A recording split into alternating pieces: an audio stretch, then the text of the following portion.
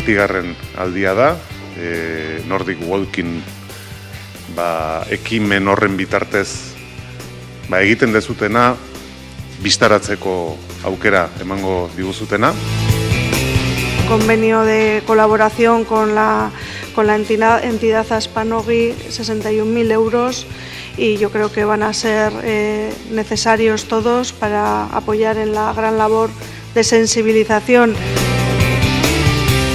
Oso eskertuta gaudela, Gipuzkoako Foru Aldundiari, Donostiko Udalari, beti iriortzaute gurekin, guri babesten, erakusleio bat azkenen guretzako, eta Maitik esan duen bezala, eukidugu albiste zoragarria, konbenio horrena, eta horrek lagunduko digu gure egunerokotasuna lan egiten,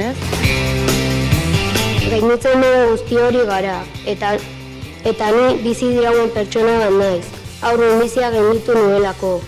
No he vuelto a nacer, pero sí soy consciente de las ganas que tengo de estar aquí, a mi manera, que siempre será la mejor de las maneras. Y entiendo que aquello fue una batalla entre todas las que me quedan por librar.